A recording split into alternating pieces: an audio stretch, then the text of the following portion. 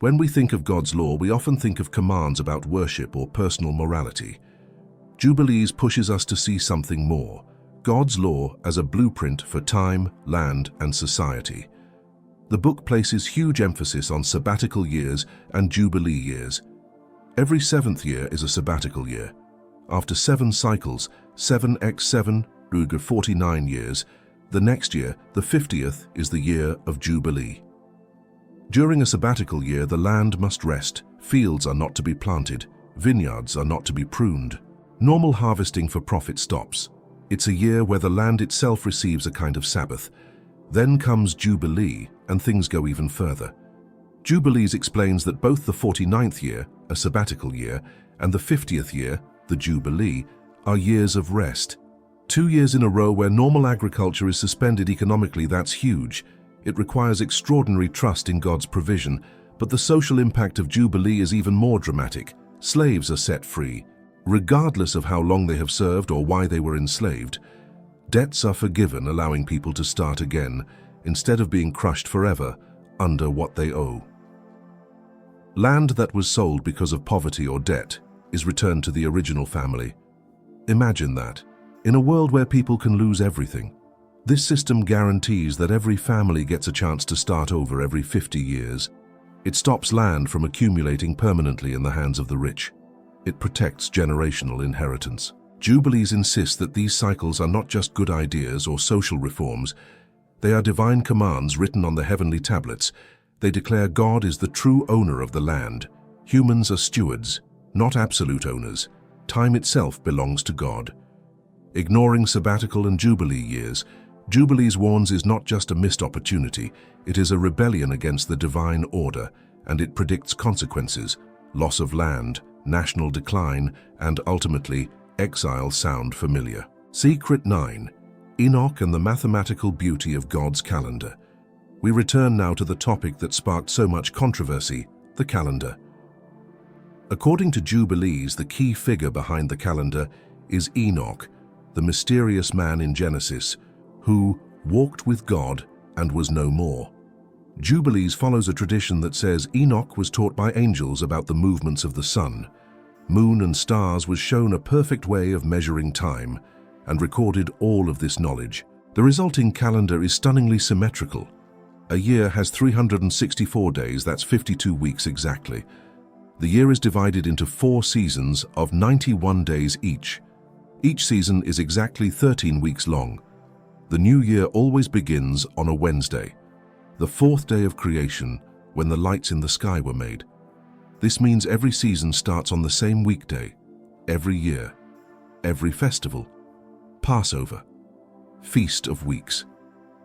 Tabernacles always falls on the same weekday. There is no drifting, no constant recalculation, no need to add extra months to catch up with the seasons. Jubilees doesn't just say this is convenient, it calls it the true calendar, ordained by God. The lunar calendar, by contrast, is presented as confusing and flawed, constantly shifting, requiring correction, causing festivals to fall on the wrong days. Jubilees goes further, warning that if people follow the wrong calendar, feast, days will be celebrated on incorrect times. Holy days will lose their connection to the events they commemorate, and God will reject this disordered worship. This belief likely influenced the Qumran community, the very people who stored the Dead Sea Scrolls.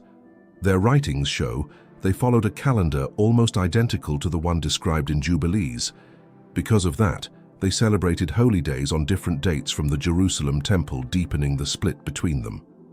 Some aspects of this 364-day system still echo today in the practices of the Ethiopian Orthodox Church, which retains unique calendar traditions. In other words, the calendar of Jubilees never fully died. It still lives in certain rhythms and liturgies, a quiet reminder of a long, bitter debate about how time itself should be measured. Secret 10.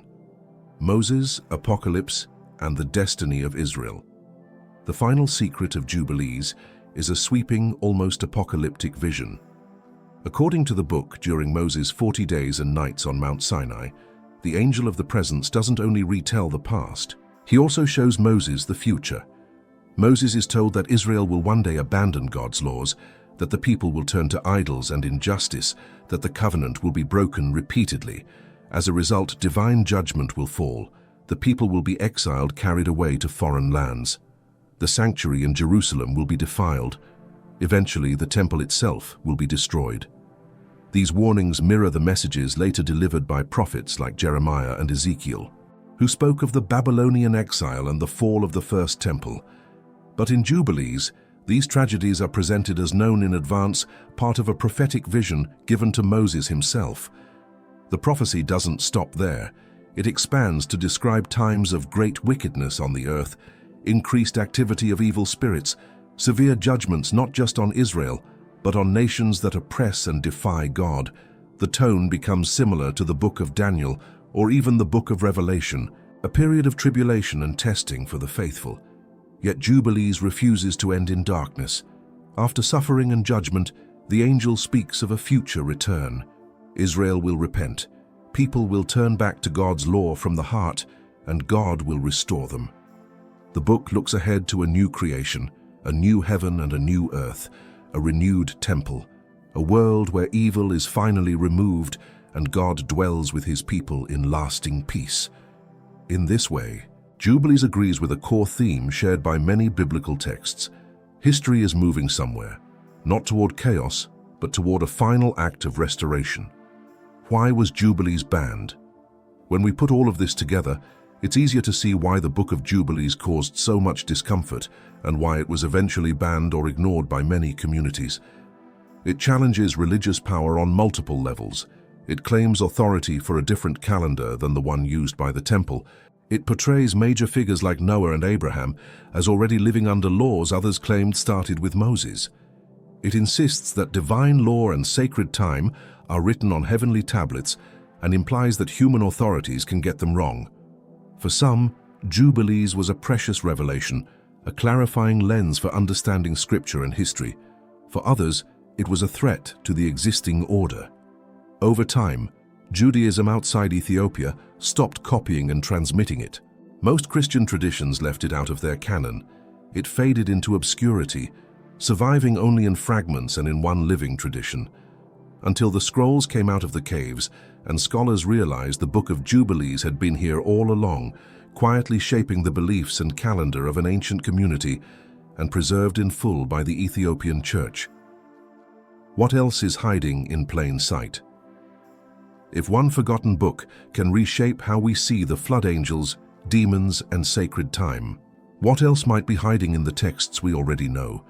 Because even within the Bible itself, there are passages so strange, so mysterious that many people just skip them.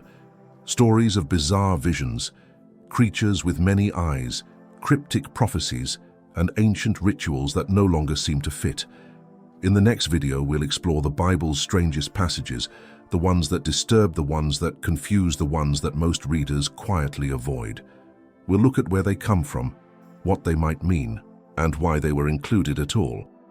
If this journey through the Book of Jubilees has sparked your curiosity, click on the video on your screen now to discover the strangest passages in the Bible and the secrets they may be hiding.